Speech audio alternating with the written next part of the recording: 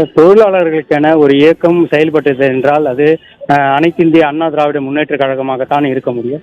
அதற்கு காரணம் எம்ஜிஆர் அவர்களால் துவக்கப்பட்ட அனைத்து தரப்பு மக்களுக்கும் அடித்தட்டு தொழிலாளர்கள், ஏழை எளிய மக்களுக்காக பல்வேறு சங்கங்கள் உருவாக்கப்பட்டன. அவற்றில் போக்குவரத்து கழகத்தின் மட்டும் இல்லாமல் அனைத்து தொழிலாளர் கழகத்தின் சார்பாகவும் அவர்களின் வாழ்வாதாரத்துக்கு உயர வேண்டும் என்பதற்காக அண்ணா தொழிற்சங்கம் எம்ஜிஆர் அவர்களால் உருவாக்கப்பட்டு 50 ஆண்டு காலம் அந்த தொழிற்சங்க ஆண்டை தற்போது நிறைவு செய்துள்ளது. அதனை கொண்டாடும் வகையில் தான் தற்போது தமிழகம் முழுவதும் அந்த அண்ணா தொழிற்சங்க சார்பில் பல்வேறு நிகழ்வுகள் கொண்டாடப்பட்டு வருகின்றன. அதன்படி விழுப்புரம் மாவட்ட போக்குவரத்து கழகத்தின் அண்ணா தொழிற்சங்க 50 ஆண்டு நிறைவு விழாவை கொண்டாடும் வகையில் இன்று அந்த போக்குவரத்து கழகத்தின் சார்பில் அண்ணா தொழிற்சங்க நிர்வாகிகள் ஒன்று கூடி அந்த கழக கொடி ஏற்று விழா மற்றும் நலத்திட்ட உதவிகள் வழங்கும் விழா கொண்டாடப்பட்டது.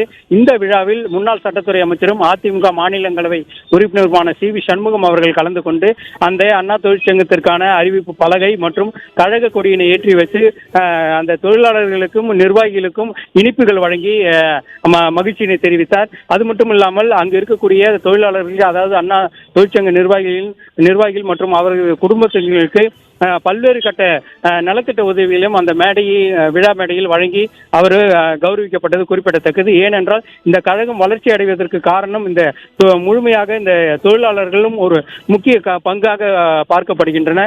இந்த இயக்கம் பெருமளவு ஒரு உத்வேகத்தோடு செயல்படுகிறது என்றால் அண்ணா தொழிற்சங்கம் ஒரு உறுதுணையாக இருக்கிறது என்று அந்த தொழிலாளர்கள் ஒரு ஊக்கத்தோடு மகிழ்ச்சியான செய்திகளை அங்கு அவர்களிடத்து மகிழ்வோடு தெரிவித்து அவர்களுக்கு வாழ்த்துக்களையும் அந்த எம்பி சி.வி. சண்முகம் தெரிவித்திருப்பதை நம்மால் பார்க்க முடிகிறது.